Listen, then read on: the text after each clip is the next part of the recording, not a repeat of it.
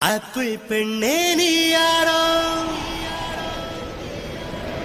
Ice cream சிலையே நீ யாரோ, கண்ணில் தோன்றி மறையும் காணல் நீரோ.